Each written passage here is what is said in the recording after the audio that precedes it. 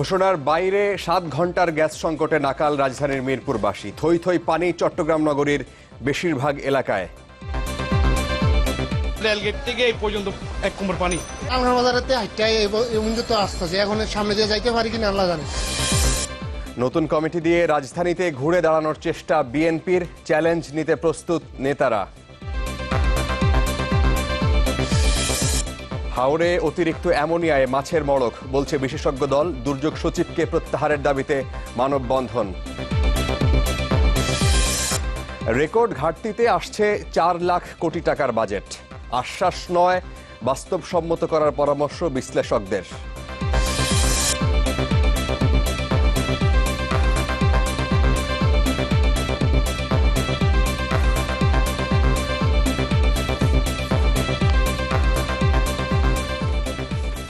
আমন্ত্রণ নিউজ 24-এ শুনছিলেন seal on T শিরোনাম।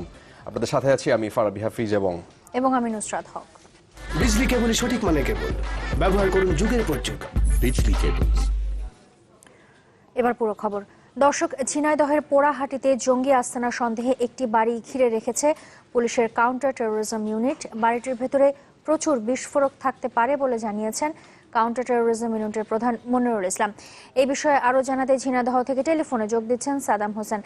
সাদ্দাম, এই মুহূর্তে আপনি তো ঘটনাস্থলে আছেন, কি কি দেখছেন আমাদের জানাবেন এবং এই সম্পর্কিত যা যা তথ্য আছে আমাদেরকে জানান। নুসরাত, আপনি জানেন আজ ঝিনাইদহ সদরের পোড়াহাটি গ্রামে আজ সন্ধ্যা 6টার দিকে জঙ্গি সন্দেহে একটি বাড়ি পুলিশ ঘিরে রেখেছে। এ বিষয়ে আমি ঝিনাইদহ অতিরিক্ত পুলিশ সুপার আজবারে আলী শেখের সাথে কথা বলেছি। তিনি আমাকে জানিয়েছেন ঝিনাইদহ সদরের পোড়াহাটি গ্রামের আব্দুল্লাহ নামের এক নৌ মুসলিমের বাড়িতে জঙ্গি সন্দেহে ঘিরে রেখেছে আইন শৃঙ্খলা রক্ষাকারী বাহিনী। তাদের মধ্যে রয়েছে র্যাব, পুলিশ ও সোয়াত টিমের সদস্যরা। পুলিশ যে বাড়ি ঘিরে রেখেছে তার 100 গজ দূরে আমি অবস্থান করছি। আসলে তাদের অভিযানের সাথে সেখানে কাউকে যেতে দিচ্ছে না। তবে আসলে এ বিষয়ে পুলিশের অভিযান শেষে আমরা ঘটনাটা আরো নিশ্চিত করে জানাতে পারবো। নুসরাত। সাদ্দাম, ধন্যবাদ আপনাকে। দর্শক, ঝিনাইদহের পোড়াহাটিতে জঙ্গি আস্তানার সন্দেহে একটি বাড়ি ঘিরে রেখেছে পুলিশ। এ সম্পর্কে সবশেষ তথ্য জানাচ্ছিলেন সাদ্দাম হোসেন। পরের খবরগুলোতে যাব। মেট্রো রেলের কাজের জন্য গ্যাস বন্ধ থাকবে বৃহস্পতিবার রাত 10টা থেকে শুক্রবার সকাল 8টা পর্যন্ত। এমন ঘোষণা থাকলেও বিকেল 3টা পর্যন্ত আসেনি গ্যাস। ফলে চরম ভোগান্তিতে পড়েন রাজধানীর মিরপুর অঞ্চলের বাসিন্দারা। ছুটির দিন বলে বেড়ে যায় দুর্ভোগের মাত্রা। ঘরে রান্না না হওয়ায় রেস্টুরেন্টের সামনে তৈরি হয় মানুষের দীর্ঘ লাইন। যদিও এই দুর্ভোগ নিয়ে কোনো বক্তব্য নেই কর্তৃপক্ষের। সাপ্তাহিক ছুটির অজুহাতে তিতাস গ্যাস কার্যালয়েও দেখা মেলেনি কারো। বলাকওয়া ছাড়াই 7 ঘন্টা গ্যাস সংকটে বৃহত্তর মিরপুর অঞ্চলের বাসিন্দারা। সাপ্তাহিক ছুটির দিন বলে বাসায় ছিলেন বেশিরভাগ মানুষ। ফলে ভোগান্তি পৌঁছায় চরমে। গ্যাস না থাকায় জ্বলেনি উনুন। তাই পুরো মিরপুর, কাফরুল, পল্লবী, আদাবর সহ আশেপাশের এলাকার খাবারের দোকানে দুপুর পর্যন্ত ছিল মানুষের উপচে পড়া ভিড়। বাসা রান্না হয় না, গ্যাস নেই তো বাসায়। 1 ঘন্টা ধরে দাঁড়াইছে সিরিয়াল করে, এখনো পাচ্ছি না বিরিয়ানি।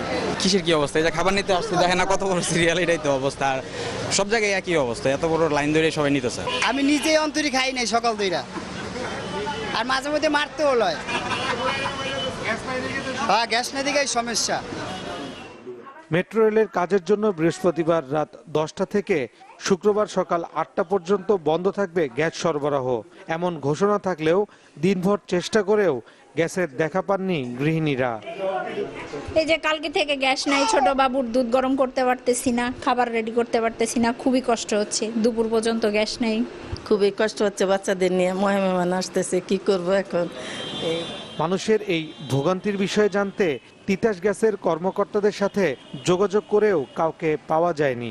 দুর্ভোগ হলেও সাপ্তাহিক ছুটির অজুহাতে প্রধান কার্যালয়েও ছিল না কেউ। ফয়সাল হোসেন, চ্যানেল 24, ঢাকা। কয়েক ঘন্টার ভারী বর্ষণে তলিয়ে গেছে বন্দরনগরী চট্টগ্রামের বেশিরভাগ এলাকা। মূল সড়ক থেকে অলিগলি ডুবে গেছে সবই। বাসা, বাড়ি, দোকানপাটেও ঢুকেছে পানি। অনেক সড়কেই বন্ধ যান চলাচল। নাগরিকদের অভিযোগ হচ্ছে শহরের ভেতর দিয়ে বয়ে যাওয়া খাল কিংবা নালা ঠিকমতো পরিষ্কার না করায় পরিস্থিতি এতটা ভয়াবহ রূপ নিয়েছে। জল থই থই সড়কে যানবাহনের হাবুডুবু খাওয়ার এই দৃশ্য বন্দরনগরীর প্রধান সড়কে ১৬ শহর এলাকার। সকাল থেকে ঘণ্টা দুয়েকের ভারী বর্ষণে জমে থাকা পানিতে এমন দশা হয় নগরীর মুরাদপুর, প্রবর্তক মোড়, আগ্রাবাদ এক্সেস রোড, হালিশহর, বহদ্দার হাট, চকবাজার, বাকুলিয়া সহ বিভিন্ন নিচু এলাকায়। এসব এলাকায় সড়ক তলিয়ে যায় হাঁটু থেকে কোমর সমান পানিতে, ফলে স্থবির হয়ে পড়ে যান চলাচল। এমন পরিস্থিতিতে যারাই সড়কে নেমেছেন পড়েছেন অবর্ণনীয় দুর্ভোগে। রেলগেট থেকে এই পর্যন্ত 1 কোমর পানি, নালা অর্ধ সব জ্যাম, গাড়িগুলো প্রচন্ড জ্যাম, মানুষের কষ্ট ভোগান্তি শেষ নেই। কষ্ট আর সেটা বলা যায় না বাবা।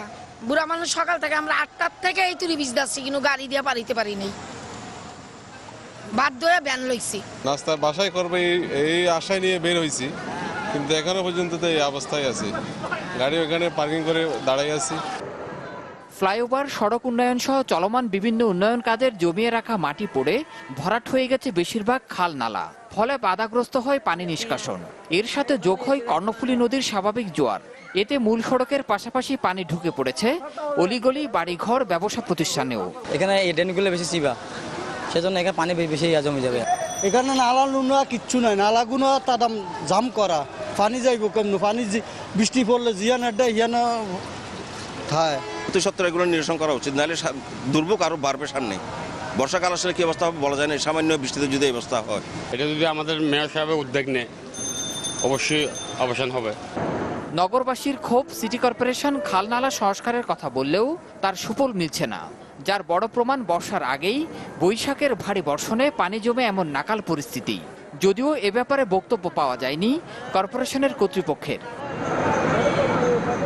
জামশেদুল করিম, চ্যানেল 24, চট্টগ্রাম।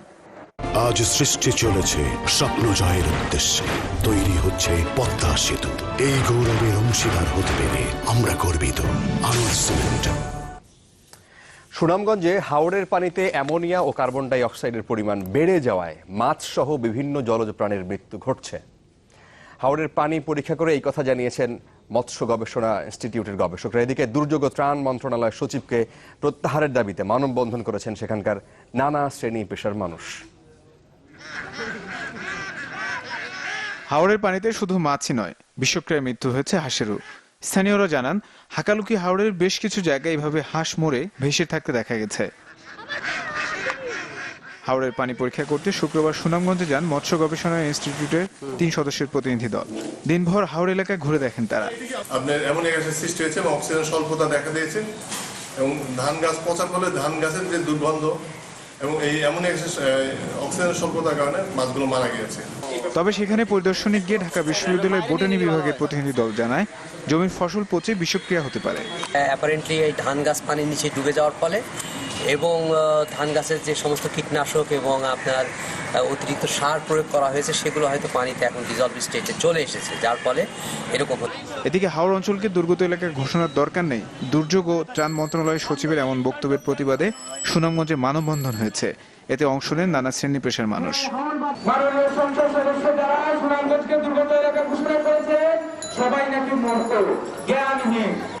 এখনো দুর্ভোগ কাটেনি সুনামগঞ্জবাসীর। শুক্রবারও দিনভর বৃষ্টির কারণে অনেক স্থানে পানি বাড়ার শঙ্কা দেখা দিয়েছে। এছাড়া বহাল রয়েছে 7 দিন হাওরে মাছ ধরার নিষেধাজ্ঞা। Desk report, channel 24। ব্যর্থতা ঝেড়ে আগামীতে রাজধানী কেন্দ্রিক আন্দোলনে নেতৃত্ব দেবে ঢাকা মহানগর বিএনপির নতুন কমিটি, এমনটাই আশা প্রকাশ করেছেন দলের মহাসচিব মির্জা ফখরুল ইসলাম আলমগীর। তার মতে ত্যাগী ও অপেক্ষাকৃত তরুণ নেতাদের নিয়ে গঠন করা হয়েছে এই কমিটি, আর দলের প্রত্যাশা পূরণকে চ্যালেঞ্জ হিসেবেই নিয়েছেন নতুন কমিটির নেতারা। বেশ কিছুদিন ধরেই নানা গুঞ্জন ছিল কারা থাকছেন বিএনপি ঢাকা মহানগর কমিটিতে। সবকিছুর অবসান ঘটিয়ে মঙ্গলবার রাতে ঘোষণা করা হয় 2 ভাগের আংশিক কমিটি। দক্ষিণে ঘোষিত 70 সদস্যের কমিটি সভাপতি হাবিবুন নবী খান সোহেল এবং কাজী আবুল বাশার সাধারণ সম্পাদক।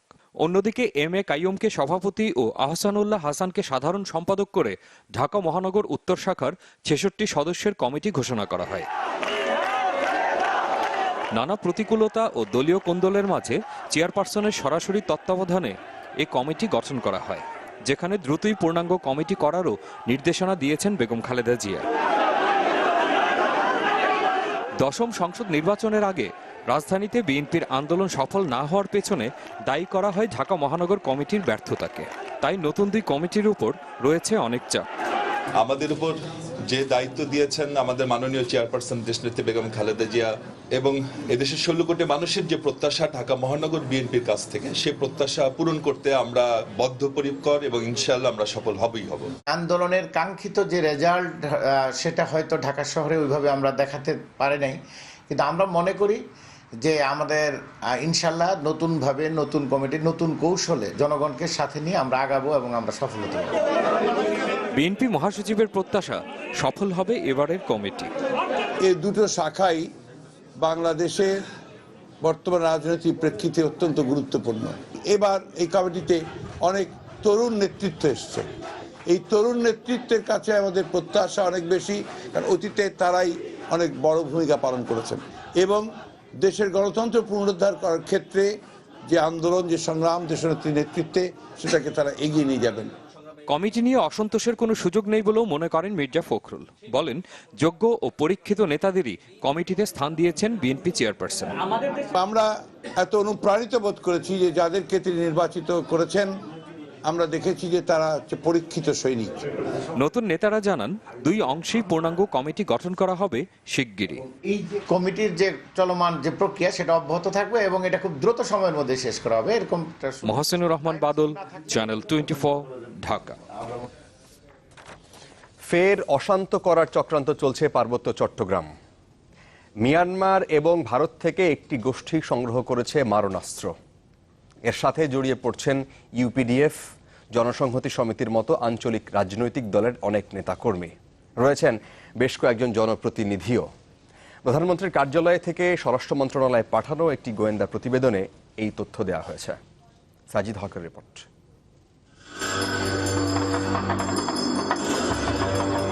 আপাত শান্ত পার্বত্য চট্টগ্রামে অশান্তির বার্তা দিচ্ছে গোয়েন্দা রিপোর্ট। প্রতিবেদনে বলা হয়েছে, সম্প্রতি বাংলাদেশের পার্বত্য অঞ্চলে তৎপর বিভিন্ন সন্ত্রাসী গোষ্ঠী আবারও নানা ধরনের অরাজকতার পরিকল্পনা করছে। এরই ধারাবাহিকতায় সন্ত্রাসী গ্রুপগুলো সীমান্তে লাগোয়া দেশগুলোর বিভিন্ন গোষ্ঠীর কাছ থেকে অস্ত্র সংগ্রহ শুরু করেছে। এজন্য মিয়ানমারের Arakan liberation party, Arakan army, Rohingya solidarity organisation, ভারতের মিজোরাম ও আসামের স্বাধীনতাকামী দলগুলোর কাছ থেকে অস্ত্র পেতে এরই মধ্যে টাকা লেনদেনও সম্পন্ন করেছে। গত বছরের আগস্টে 25টি রাইফেল ও গুলির চালানও তাদের কাছে এসেছে। এছাড়াও 16টি AK-47 রাইফেলের একটি চালান সেনাবাহিনী আটক করেছে, যা পার্বত্য চট্টগ্রামকে অস্থিতিশীল করার কাজে ব্যবহার করতে আনা হচ্ছিল। প্রতিবেদনে উল্লেখ করা হয়েছে, বান্দরবনের রুমা উপজেলার জেএসএস এর সভাপতি লুপ্রু এবং থানচি উপজেলা জেএসএস এর সভাপতি এবং উপজেলা ভাইস চেয়ারম্যান চ সা থোয়াই মার্মা ওরফে পক্স, তার ছোট ভাই মংবার তত্ত্বাবধানে ভারতের মিজোরাম থেকে অস্ত্র আনা হয়। এছাড়াও বড় মদক এলাকায় নৌকা চালায় লাংমং এই চক্রের অন্যতম নেতা। আর ভারত বাংলাদেশ মিয়ানমারের ট্রাই জংশন এলাকার কমান্ডার বোথু উইংমো অস্ত্র আনা নেয়ার কাজ করে। তবে সবই অপপ্রচার বলে দাবি অভিযুক্তদের। এ ধরনের অভিযোগ আমি প্রত্যাখ্যান করি। এটা একটা আমাকে বিপদে ফেরানোর জন্য, আমাকে নিয়ে ষড়যন্ত্র কিন্তু তারা আগেও করছে, এখনো পরে আছে। যারা আমার বিরুদ্ধে অভিযোগ করছে হয়তো আমাকে হয়রানি করার জন্য আর কি, কারণ আমি এইসব কাজে আমার জন্ম থেকে এগুলো আমি স্বপ্ন দেখি না ভাই। এরই মধ্যে বেশ কিছু অস্ত্রের চালান দেশে প্রবেশ করলেও আর যেন না আসে তা ঠেকাতে আইন শৃঙ্খলা বাহিনীকে আরো তৎপর হওয়ার জন্য বলা হয়েছে প্রতিবেদনে। কত বড় বর্ডার, আমাদের দুইটা দেশ পাশাপাশি, দুইটা দেশের সঙ্গে বিরাট বর্ডার, আমাদের দুর্গম মানে বর্ডারও রয়েছে, দুর্ভেদ্য বর্ডার যেটা রয়েছে সেগুলো রয়েছে, গহীন বন অঞ্চল রয়েছে যেখানে, সেইগুলোর মধ্যে দিয়ে দুই একটা মাঝে মাঝে আসে। যেহেতু প্রতিবেশী দেশগুলো থেকে অস্ত্র আসছে, তাই তা ঠেকাতে ওই দেশগুলোর সাথে যোগাযোগ করে এই বিষয়ে তাদের অবহিত করার কথাও বলা হয়েছে। এছাড়া রাজনৈতিক ছত্রছায়ায় যেন কোনো জঙ্গি সন্ত্রাসী তাদের অপকর্ম ও দেশবিরোধী কার্যক্রম চালাতে না পারে, তার জন্য কঠোর ব্যবস্থা নেওয়ার কথা বলা হয়েছে গোয়েন্দা প্রতিবেদনে। সাজিদ হক, চ্যানেল 24, ঢাকা।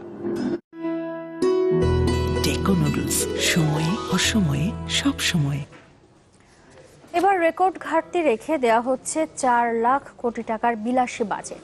যেখানে উন্নয়ন খরচ বা এটিপি ছুঁতে যাচ্ছে 7 বছর আগের মোট বাজেটকে। আর টাকার জোগাড় করতে বরাবরের মতোই চাপ বাড়ছে জাতীয় রাজস্ব বোর্ড এনবিআর এর উপরে। লক্ষ্য বাড়ানো হচ্ছে জিডিপি প্রবৃদ্ধিরও। তবে বিশ্লেষকরা বলছেন বড় আকার কেবল মিথ্যা আশ্বাস দিচ্ছে সাধারণ মানুষকে, তাই আরো বেশি বাস্তবসম্মত হওয়ার পরামর্শ দিচ্ছেন কেউ কেউ। ইকবাল হাসানের রিপোর্ট। বাজেট মানে লাখ কোটি টাকার হিসাব, প্রত্যাশার প্রাপ্তির জটিল সমীকরণ, কিন্তু তাতে সাধারণ মানুষের লাভের খাতায় যোগ হয় না তেমন কিছুই, বরং চেপে বসে নিত্য নতুন করের বোঝা। তবু সরকারের কাছে এটি যেন হয়ে উঠেছে অঙ্ক বাড়ানোর এক অনন্য প্রতিযোগিতা। এবারও সে আকার ছাড়িয়ে যাচ্ছে 4 লাখ কোটির ঘর। এর মধ্যে কেবল উন্নয়ন ব্যয় ছুঁতে যাচ্ছে 7 বছর আগের মোট বাজেটকেই। আর এই টাকার যোগান দিতে 3.25 লাখ কোটি টাকার রাজস্ব আহরণের বিলাসী লক্ষ্য নিচ্ছে সরকার, যেখানে এনবিআর এর কাঁধে পড়ছে 2,36,000 কোটি টাকা আদায়ের দায়িত্ব। কিন্তু বিশ্লেষকরা মনে করেন অঙ্ক বাড়লেও সুনির্দিষ্ট কোনো লক্ষ্য বাস্তবায়িত হয়নি কোনো বাজেটেই, এমনকি বাজেটকে ভিত্তি করে অর্থনীতিও গতি পায়নি আগের চেয়ে। 4 লাখ কোটি হলো না 10 লাখ কোটি হলো না 1 লাখ কোটি হলো, এটা চেয়েও তার কর্মসংস্থান, তার ছেলে মেয়ের কর্মসংস্থান হলো কিনা, যে ছোট্ট মাঝারি আয়ের প্রতিষ্ঠান আছে তার আয় বৃদ্ধি হলো কিনা, ওগুলোর দিকে নজর আরো বেশি দেওয়া দরকার। আকার এবং সুন্দর প্রারম্ভিক বক্তব্যের একটা তাড়না থেকে মুক্ত হওয়া দরকার। এই বাজেটের ভিতরে যে সমস্ত নীতি নির্দেশনা আসে সেগুলিও আমাদের মন্ত্রী পরিষদে খুব ব্যাপকভাবে কোনো মৃদুভাবেও আলোচনা হয় না। যেহেতু প্রকৃত রাজনৈতিক প্রক্রিয়া সেরকমভাবে চলমান না, সেহেতু রাজনীতির বাইরের রাজনীতি অনেক বেশি প্রাধান্য পেয়ে যায়। টেকসই উন্নয়ন লক্ষ্যমাত্রা এসডিজিতে সই করার পর প্রথম বাজেট হতে যাচ্ছে এবার, ফলে রাখতে হচ্ছে সেটি বাস্তবায়নের প্রাথমিক রূপরেখা। সেই সাথে 7% উপরে হওয়া প্রবৃদ্ধিকে নিয়ে যাওয়ার প্রত্যাশা প্রায় 7.5, যদিও সুখবর নেই রফতানি রেমিট্যান্সের মতো বহির্খাতে। এছাড়া বাজেট ঘাটতিও বেড়ে যাচ্ছে এবছর, যা মেটাতে বড় ভরসার জায়গা হবে দেশীয় উৎস, বিশেষ করে ব্যাংক খাত। সব মিলিয়ে চ্যালেঞ্জ থাকছে যতটা, দুশ্চিন্তা থাকছে তার চেয়েও বেশি। আমরা বাজেটকে একটু উপরের দিকে ধরি এই কারণে, মানে একটু বেশি করে, যাতে সংস্থা বা বাস্তবায়নকারীরা মনে করে তাদের টাকা প্রাপ্তির জন্য যেন তারা বাধাগ্রস্ত না হয়। লক্ষ্যটা আমরা রেখেছি, প্রয়োজন বোধে বাজেট পুনর্বিন্যাস করা হবে। এই বাজেট তো লিভিং ডকুমেন্ট। এরই মধ্যে প্রবৃদ্ধি কমে যাওয়ারও পূর্বাভাস দিয়ে রেখেছে ঋণদাতা সংস্থা বিশ্বব্যাংক এবং এডিবি। ইকবাল হাসান, চ্যানেল 24, ঢাকা। একটা বিরতি নিচ্ছি আমরা, ফিরে এসে থাকছে। কওমি মাদ্রাসার শিক্ষার্থীরা জঙ্গি হতে পারে না দাবি স্বরাষ্ট্রমন্ত্রী। সুপ্রিম কোর্ট থেকে ভাস্কর্য সরানোর আলটিমেটাম ইসলামী আন্দোলনের।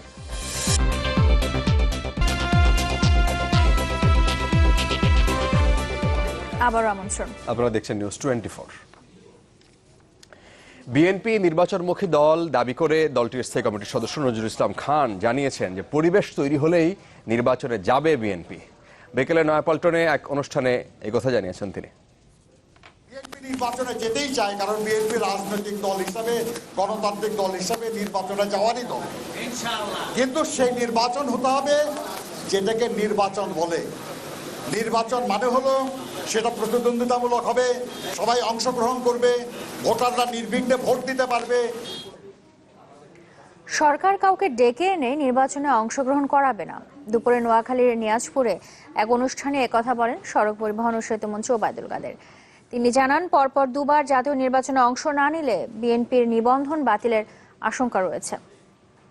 একটা বড় দল নির্বাচন করার তাদের অধিকার, সাংবিধানিক অধিকার। সরকার তো তাদেরকে এখানে সুযোগ বিতরণ করবে না।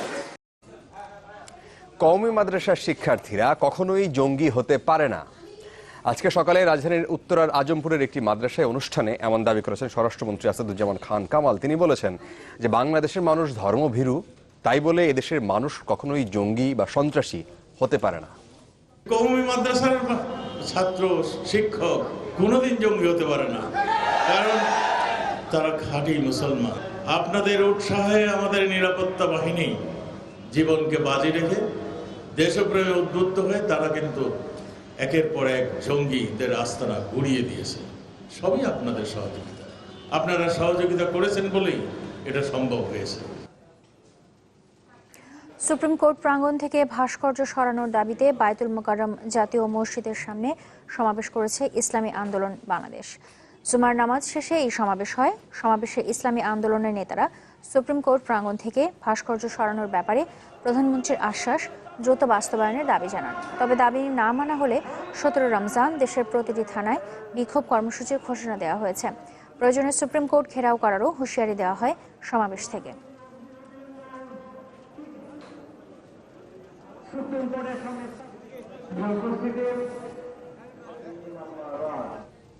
সময় হলো আরেকটি বিরতির। ফিরে এসে আরো দেখবেন। বরগুনার আমতলীতে বাস ও মোটরসাইকেলের সংঘর্ষে নৌবাহিনীর 2 সদস্য নিহত। ময়মনসিংহে প্রাণ গেল আরো 2 জনের।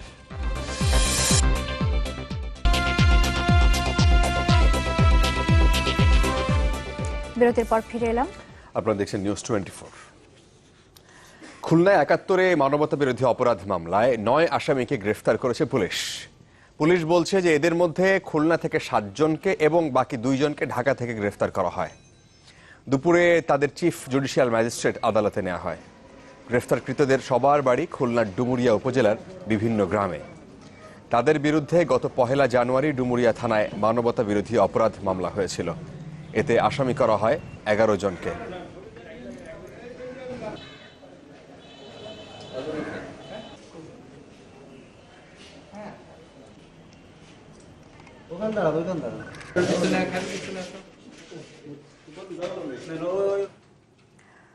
বরগুনার আমতলীতে বাস ও মোটরসাইকেলের মুখোমুখি সংঘর্ষে প্রাণ গেছে নৌবাহিনীর 2 সদস্যের। এছাড়া ময়মনসিংহের নান্দাইলে বাস অটোরিকশার সংঘর্ষে মারা গেছেন আরও 2 জন। পুলিশ জানায় দুপুরে কলাপাড়া থেকে পটুয়াখালীগামী বাসের সাথে মুখোমুখি সংঘর্ষ হয় বিপরীত দিক থেকে আসা মোটরসাইকেলের। এতে ঘটনাস্থলে মোটরসাইকেল আরোহী নৌবাহিনীর সদস্য ফুয়াদ হোসেন ও আব্দুস সাদেক নিহত হন। আর আহত একজনকে উদ্ধারের পর স্থানীয় হাসপাতালে ভর্তি করা হয়েছে। এর আগে ভোরে ময়মনসিংহে বাসের সাথে সংঘর্ষে 2 অটোরিকশা যাত্রী নিহত হয়েছেন।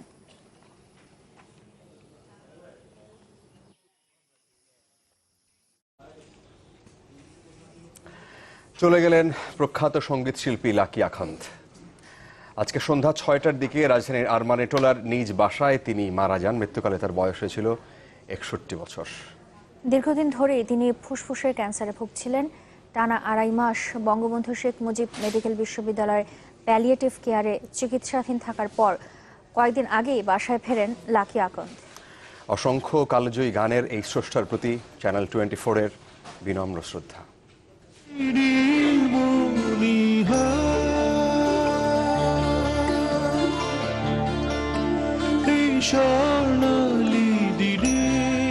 স্বর্ণালী দিনে নীল মণিহার উপহার দিয়ে স্বর্গলোকের মঙ্গল আলোয় পাড়ি জমালেন তিনি।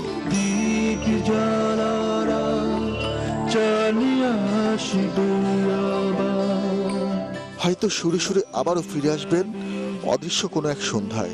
স্বপ্ন দেখাবেন অজানাতে ঘুরে আসবার। শুধু শূন্যতার ধূসর রঙে ছেয়ে থাকবে তার অনুপস্থিতি।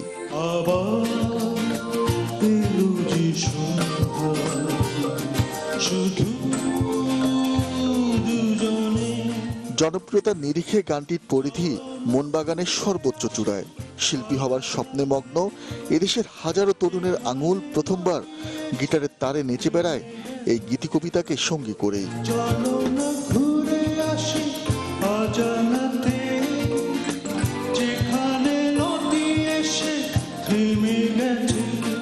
প্রতিকূল শ্রোতাদের বিরুদ্ধে সাঁতার কেটে প্রথাকে বুড়ো আঙুল দেখিয়ে ভিন্ন মেজাজের গান শ্রোতাদের হৃদয়ে এভাবে গেঁথে দিয়েছিলেন যিনি, তিনি গীতিকার, সুরকার এবং সঙ্গীত পরিচালক লাকি আখান্দ। গুণিয়া শিল্পীর জন্ম 1956 সালের 18 জুন পুরান ঢাকায়। সঙ্গীতে হাতেখড়ি মাত্র 5 বছর বয়সে বাবার কাছে। 1963 থেকে 66 এই 5 বছর রেডিও এবং টেলিভিশনে শিশু শিল্পী হিসেবে গান করেন তিনি। মাত্র 14 বছর বয়সেই HMV পাকিস্তানের সুরকার এবং 16 বছর বয়সে HMV ভারতের সঙ্গীত পরিচালক হিসেবে নিজের নাম যুক্ত করেন লাকি। 1984 সালে সারগাম ব্যানার থেকে প্রকাশ পায় তার প্রথম সোলো অ্যালবাম লাকি আখান্দ। আমার এই গানটি লিখেছেন কাউসার আহমেদ চৌধুরী, সুর করেছেন লাকিয়া খান। কুমার বিশ্বজিতের কণ্ঠে যেখানে সীমান্ত তোমার, সামিনা চৌধুরীর কবিতা পড়ার প্রহর এসেছে, ছোট ভাই হ্যাপি আখান্দের কণ্ঠে আবার এলো যে সন্ধ্যা কিংবা কে বাঁশি বাজায় রে গানগুলো সুরকার তিনি। লিখতে পারি না কোনো গান আজ তুমি ছাড়া। কথার সাথে সুরের সাথে বাদ্যযন্ত্রের সাথে যার এত সখ্যতা, সেই তিনি হয়তো গেয়ে উঠবেন আবারও। মেঘ বারতা বৃষ্টি হয়ে সে সুর হয়তো ভিজিয়ে দেবে শ্রোতামন। মেলোডিয়াস কণ্ঠ এসে বাজবে কানে, আমায় ডেকো না ফেরানো যাবে না। আমায় ডেকো না ফেরানো যাবে না। নাজমুল আলম রানা, চ্যানেল 24। ভালো থাকবেন লাকিয়া খান্ত, বেঁচে থাকবেন আমাদের স্মৃতিপটে। আমাদের সময় আছে আরো একটা ছোট্ট বিরতির। যখন ফিরছি তখন থাকছে পশ্চিমবঙ্গের বীরভূমে তৃণমূল কংগ্রেসের 2 গ্রুপের সংঘর্ষে নিহত অন্তত 6, বেশ কয়েকটি বাড়িতে ভাঙচুর।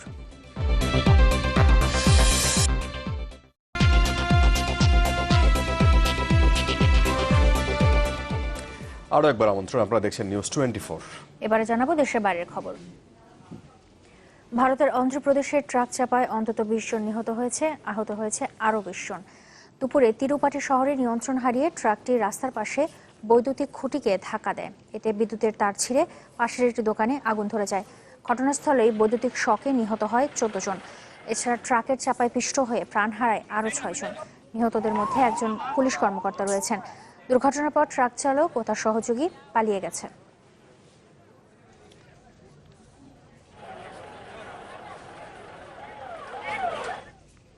পশ্চিমবঙ্গের বীরভূমে তৃণমূল কংগ্রেসের 2 গ্রুপের সংঘর্ষে অন্তত 6 জন নিহত হয়েছেন, আহত হয়েছেন আরও 7 জন। পুলিশ বলছে যে বালিঘাটের দখল নিয়ে সকালে সংঘর্ষে জড়ায় তৃণমূলের 2 পক্ষ। এ সময় বেশ কয়েকটি বোমার বিস্ফোরণ ঘটানো হয়। এতে ঘটনাস্থলেই নিহত হন 4 জন। হাসপাতালে নেয়ার পর মারা যায় আরও 2 জন। এই ঘটনায় ভাঙচুর চালানো হয় বেশ কয়েকটি বাড়িতে। ঘটনাস্থলে পৌঁছে পরিস্থিতি নিয়ন্ত্রণে আনে পুলিশ। তবে বীরভূমের তৃণমূল সভাপতি অনুব্রত মণ্ডল দাবি করেছেন যে তার দলে কোনো দ্বন্দ্ব নেই।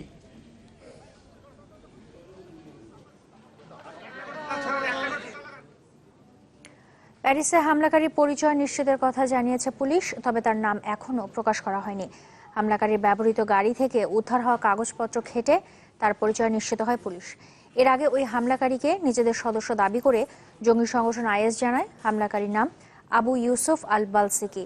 পুলিশ জানায় 39 বছর বয়সী হামলাকারী প্যারিসে বসবাস করত। ইসলামী চরমপন্থী হিসেবে পুলিশের নজরদারিতে ছিল সে। তার গাড়ি থেকে একটি শটগান ও ছুরি উদ্ধার করা হয়েছে। গ্রেপ্তার করা হয়েছে তার পরিবারের আরও 3 সদস্যকে। এদিকে সন্দেহের তালিকায় থাকা একজন আত্মসমর্পণ করেছে। দেশটির প্রধানমন্ত্রী বার্নার্ড কাজনভ বলেন, রোববারের নির্বাচনকে সামনে রেখে সব ধরনের নিরাপত্তার ব্যবস্থা করা হয়েছে। স্থানীয় সময় বৃহস্পতিবার রাতে প্যারিসের চ্যাম্পস এলিসিসে বন্দুকধারীর হামলায় নিহত হয় এক পুলিশ সদস্য। পরে পুলিশের গুলিতে হামলাকারীও নিহত হয়। ব্রিটেনের রানী দ্বিতীয় এলিজাবেথের 91তম জন্মদিন আজ। 1926 সালের এই দিনে লন্ডনে জন্মগ্রহণ করেন তিনি। লন্ডনের হাইট পার্ক এবং টাওয়ার অব লন্ডনে নানা আনুষ্ঠানিকতায় রানীর জন্মদিন পালন করা হবে, তবে কোনো আনুষ্ঠানিকতায় তিনি অংশ নেবেন না। প্রতি বছর জুনে সরকারিভাবে দেশ জুড়ে রানীর জন্মদিন পালন করা হয়। বিশ্বের সবচেয়ে বেশি সময় ধরে রাজত্বে রয়েছেন রানী দ্বিতীয় এলিজাবেথ। বয়সের কারণে অনেক কিছু থেকে নিজেকে গুটিয়ে নিলেও এখনও নিয়মিত রাজকার্যে অংশ নেন। অস্ট্রেলিয়ার কুইন্সল্যান্ডে ভারতের কয়লা খনি প্রকল্প নিয়ে ব্যাপক বিতর্ক শুরু হয়েছে। গ্রেট ব্যারিয়ার রিফের কাছে প্রায় $2,500 কোটি কারমাইকেল কয়লা খনি প্রকল্পের কাজ করছে ভারতের আদানি গ্রুপ। বিজ্ঞানীদের শঙ্কা যে এতে ধ্বংস হয়ে যাবে প্রবাল প্রাচীরের 93 ভাগ। তাই প্রকল্পটি বাতিলের দাবি তুলেছেন দেশটির 90 জন প্রভাবশালী ব্যক্তি। আদানি গ্রুপের কাছে চিঠিও দিয়েছেন তারা। অস্ট্রেলিয়ার কয়লা খনি নিয়ে শাকিল মাহমুদ 2 পর্বের ধারাবাহিক করেছেন। আজকে প্রথম পর্ব।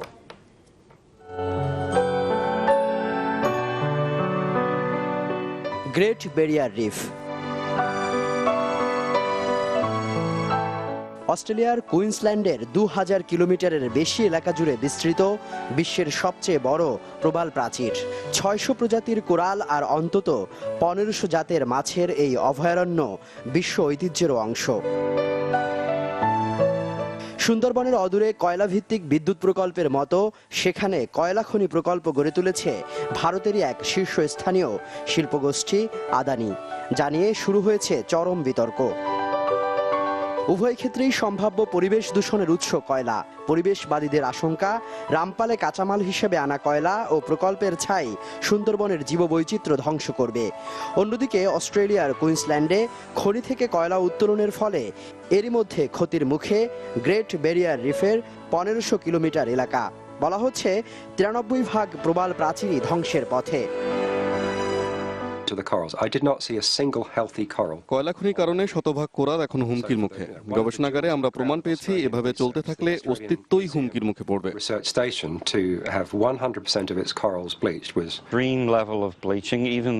এখন অ্যাবট বন্দর দিয়ে জাহাজ চলাচলে আরো হুমকিতে পড়বে সাগর তলের জীববৈচিত্র্য।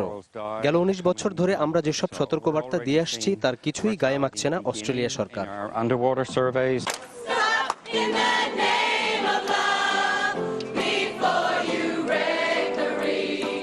বিজ্ঞানী ছাড়াও পরিবেশ কর্মী আর খেলোয়াড়রাও যোগ দিয়েছেন গ্রেট ব্যারিয়ার রিফ রক্ষার আন্দোলনে। কয়লা খনি প্রকল্পের কাজ বন্ধের আহ্বান জানিয়ে ভারতের আদানি গ্রুপকে খোলা চিঠি দিয়েছেন বিখ্যাত ক্রিকেট তারকা দুই ভাই ইয়ান ও গ্রেট চ্যাপেল সহ অন্তত 90 ব্যক্তি। এত বিতর্কের মাঝেও নির্বিকার প্রকল্পের কর্মকর্তারা। এটা অর্থনীতির একটি বড় যোগান। দিনকে দিন বিশ্বজুড়ে কয়লার চাহিদা বাড়ছে। ভারত ও দক্ষিণ পূর্ব এশিয়ায় এর বড় চাহিদা রয়েছে। পরিবেশ কর্মীরা যেভাবে প্রচারণা চালাচ্ছে মোটেই এতটা ক্ষতির কারণ হবে না কয়লা খনি। 2014 সালে কুইন্সল্যান্ডের এই খনি থেকে কয়লা উত্তোলনে অস্ট্রেলীয় সরকারের সাথে চুক্তিবদ্ধ হয় ভারতের আদানি গ্রুপ। শাকিল মাহমুদ, চ্যানেল 24। আমরা শেষ করব নিউজ 24। তার আগে সিলন্টের শিরোনামগুলো জানিয়ে দেব আরো একবার।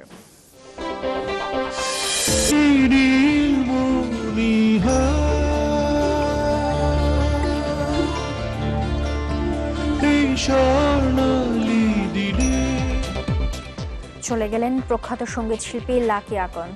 দীর্ঘদিন ফুসফুসের ক্যান্সারে ভুগে হার মানলেন মৃত্যুর কাছে। ঘোষণার বাইরে 7 ঘন্টার গ্যাস সংকটে নাকাল রাজধানীর মিরপুরবাসী। থই থই পানি চট্টগ্রাম নগরের বেশিরভাগ এলাকায়। এখানে নালা নুনা কিচ্ছু নাই, নালাগুলো তাদাম জাম করা, পানি যাইব কেমন। সত্তর এগুলো নিরসন করা উচিত, নাহলে দুর্ভোগ আরো বাড়বে সামনে। নতুন কমিটি দিয়ে রাজধানীতে ঘুরে দাঁড়ানোর চেষ্টা বিএনপির, চ্যালেঞ্জ নিতে প্রস্তুত নেতারা। এবং হাওরে অতিরিক্ত অ্যামোনিয়ায় মাছের মরক, বলছে বিশেষজ্ঞ দল। দুর্যোগ সচিবকে প্রত্যাহারের দাবিতে মানববন্ধন। এই ছিল নিউজ 24। অনেক ধন্যবাদ এতক্ষণ আমাদের সাথে থাকার জন্য।